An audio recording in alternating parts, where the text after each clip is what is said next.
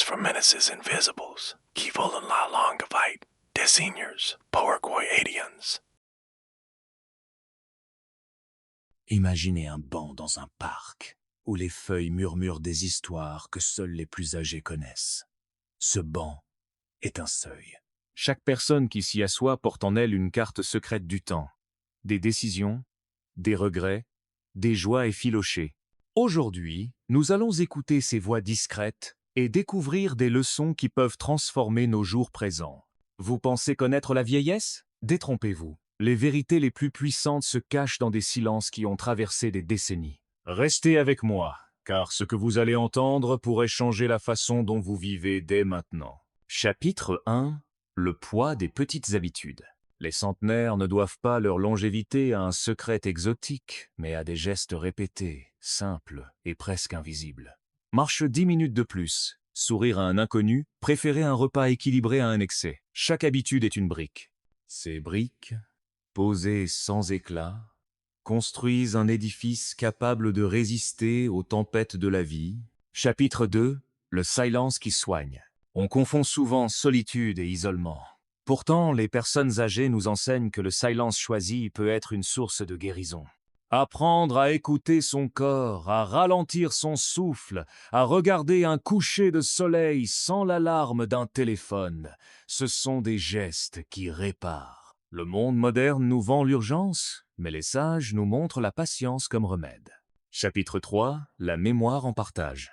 Les souvenirs des anciens ne sont pas de simples anecdotes, ils sont des atlas émotionnels, des guides pour éviter des routes sans issue. Écoutez un récit d'enfance, un regret formulé avec franchise. Une victoire discrète, c'est recevoir une cartographie pour mieux choisir nos propres chemins. Ne sous-estimez jamais la valeur d'une histoire racontée par un vieil ami. Chapitre 4. La dignité face au déclin. Tomber malade, perdre ses capacités. Voilà des réalités inévitables pour beaucoup.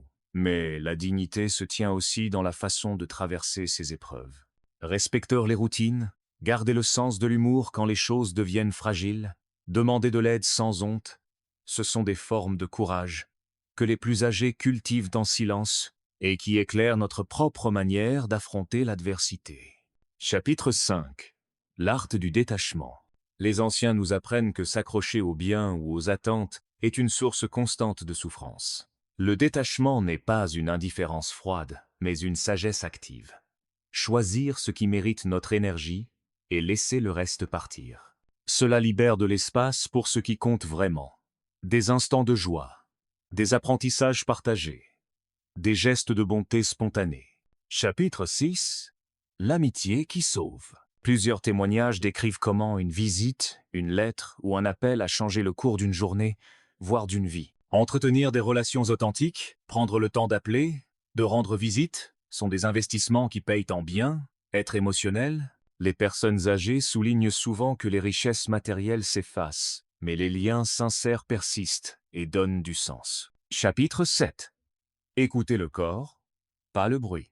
Le corps parle par la fatigue, par les douleurs, par les cycles. Les vieux amis du temps observent, adaptent leur rythme, acceptent de modifier leurs ambitions. Ils murmurent une leçon simple. Respecter ses limites n'est pas renoncer. C'est survivre et fleurir plus longtemps. Mieux vaut cultiver une endurance douce que forcer un élan destructeur. Chapitre 8. Les rituels du matin. Ceux qui vivent longtemps partagent souvent une routine minimale et régulière. Un bol de quelque chose de sain, un petit mouvement pour réveiller les articulations, un moment de gratitude silencieuse. Ces rituels ne sont pas des formules magiques, mais des ancres qui structurent les jours et empêchent le temps de se disperser en inquiétudes inutiles. Chapitre 9. La curiosité qui maintient jeune. Apprendre un mot nouveau, lire une page chaque soir, s'intéresser à une passion tardive. La curiosité est un carburant rare. Elle pousse à sortir du cœur des habitudes et crée des connexions nouvelles. Ceux qui vieillissent bien cultivent une petite portion de nouveauté chaque semaine, et cela nourrit leur esprit comme l'eau nourrit une plante. Chapitre 10. Le rôle des émotions acceptées. Les anciens n'éradiquent pas la peur ou la tristesse. Ils les reconnaissent et les nomment. Cette acceptation réduit la tension interne et ouvre la possibilité de transformation. Pleurer sans honte, Célébrer sans excès, se souvenir sans se noyer, c'est dans cet équilibre que la sagesse prend racine. Exercice simple à pratiquer. Cette semaine, ajoutez une promenade de 10 minutes après le repas principal. Observez vos pensées sans les juger. Écrivez une courte lettre à une personne âgée de votre entourage, demandez-lui un souvenir précis et écoutez. Avant de dormir, notez 3 petites choses pour lesquelles vous êtes reconnaissant aujourd'hui. Fragments de vie. Une vieille dame raconte comment un petit potager a rallumé son enthousiasme chaque printemps. Un ancien instituteur confie que changer sa manière de marcher pour préserver son dos a prolongé ses promenades de 10 ans. Ces fragments ne sont pas des preuves scientifiques, mais ils témoignent d'une vérité humaine. Les détails comptent. Plus, et encore. Il reste tant à entendre, tant à apprendre, en observant ceux qui ont traversé des saisons entières. Poursuivons ce chemin ensemble, sans rupture, comme si vous étiez toujours assis à ce banc, à écouter la voix d'un âge sage. Chapitre 11. Le rythme retrouvé. Après des années de course, beaucoup d'aînés découvrent que la vie reprend un rythme qui leur appartient. Ce n'est pas un ralentissement forcé, mais une réharmonisation. Le matin devient propice à des rituels calmes, l'après-midi à des gestes utiles, le soir à des souvenirs partagés. Ce rythme n'est pas passif, il est choisi. Il ordonne le temps et protège l'énergie. Écouter ce rythme, c'est offrir à son corps et à son esprit une boussole silencieuse.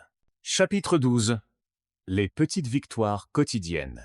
Un bon repas, une conversation qui fait sourire, une page lue à voix haute pour les seniors, ces gestes sont des victoires. Elles n'ont pas l'éclat des trophées, mais elles bâtissent une confiance durable.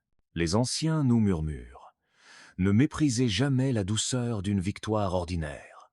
C'est l'addition de ces instants qui écrit une vie sereine. Chapitre 13 litres. Intimité des routines partagées. Partager une routine transforme 2 solitudes en une présence commune. Préparer le café ensemble, arroser un petit coin de jardin, échanger une chanson à midi, ces rituels tissent des filets de sécurité contre l'isolement. Les personnes âgées nous enseignent que la compagnie n'a pas besoin d'événements grandioses pour être vraie. Elle se niche dans la répétition tendre. Chapitre 14. La transmission consciente. L'un des plus beaux rôles des aînés est la transmission. Mais transmettre n'est pas seulement donner des réponses, c'est poser des questions, offrir des silences où mûrit la réflexion, préparer des lettres qui deviendront des cartes pour l'avenir. Demandez à un ancien son secret le plus simple. Souvent, il parlera de curiosité, de patience et de persévérance. Accueillir ces paroles, les écrire, les répéter, voilà un acte de respect et de résistance à l'oubli. Chapitre 15. Se préparer sans peur. La sagesse face à la faim n'est pas une froide indifférence. C'est une préparation qui respecte la vie et ce qu'elle exige. Organiser ses affaires, parler de ses désirs, nommer ses peurs et ses souhaits. Ceux qui l'ont fait décrivent une paix étonnante. Parler de la faim avec douceur n'accélère rien. Au contraire, cela permet au dernier chapitre d'être écrit avec clarté. Chapitre 6. Le pouvoir du regard posé sur l'autre. Il suffit d'1 minute pour changer le cours d'une journée. Regardez quelqu'un en lui accordant toute son attention. Les anciens répètent souvent que l'attention est un cadeau rare. Savoir regarder sans juger, écouter sans chercher à corriger, offrir du temps sans attente, ces gestes restaurent la dignité et rallumant une étincelle chez ceux qui se sentent invisibles. Chapitre 17. Bouger pour durer. Le mouvement, même doux, reste un acte de liberté. Un équilibre travaillé, quelques étirements quotidiens, une marche régulière, tels sont les remèdes que répètent les aînés prudents. Ils n'annoncent pas des exploits, mais une constance discrète. Bouger pour eux, c'est assurer la possibilité de demain. Chapitre 10. 8 litres alimentation des souvenirs. Les repas ne nourrissent pas seulement le corps, ils réveillent des lieux, des personnes, des histoires. Une soupe partagée, une recette transmise, la saveur d'un plat d'enfance. Chaque goût rattache à une mémoire. Les anciens nous conseillent de cultiver ces recettes comme on cultive un patrimoine intime. Elles sont des ponts entre les générations. Chapitre 19. La force de demander de l'aide. Demander de l'aide est souvent un acte d'amour, non de faiblesse. Les personnes âgées qui ont su le faire ont prolongé leur autonomie. Elles expliquent que savoir confier une tâche, Accepter une main tendue, c'est préserver une autonomie différente, une autonomie liée à la dignité et à la réalité du corps. Chapitre 20. Le regard vers le futur. Même au crépuscule, certains continuent d'apprendre, d'enseigner, de s'étonner. La vieillesse n'est pas l'ombre de la jeunesse, mais sa version enrichie. Planter une nouvelle idée, soutenir un projet familial, écrire une lettre à un petit enfant, ces gestes montrent que la vie continue d'inventer des possibles. Histoire qui est claire. Un vieux marin raconte qu'après avoir perdu sa femme, il a retrouvé un sens en cousant des draps pour une maison de retraite. Une institutrice, à 80 ans, entreprend d'écrire ses souvenirs pour ses anciens élèves. Un homme réapprend la peinture après une opération. Ses toiles deviennent des fenêtres vers des matins nouveaux. Ces récits ne promettent pas des miracles, mais ils démontrent la résilience discrète. Exercice à prolonger. 4.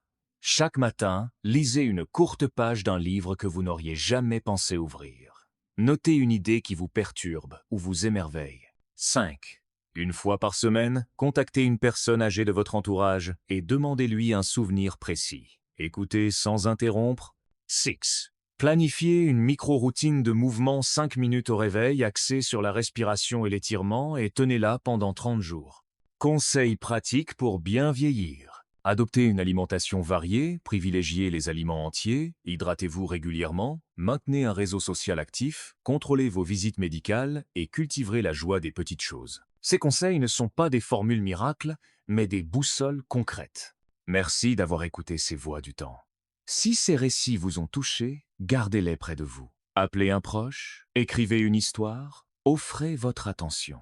La sagesse des aînés est un héritage vivant, protégez-la et partagez-la.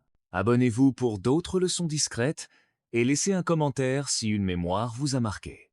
À bientôt et prenez soin de ceux qui nous ont tant donné. Partagez la vidéo, abonnez-vous. Revenez pour retrouver ces leçons, ensemble. Faisons vivre cette sagesse.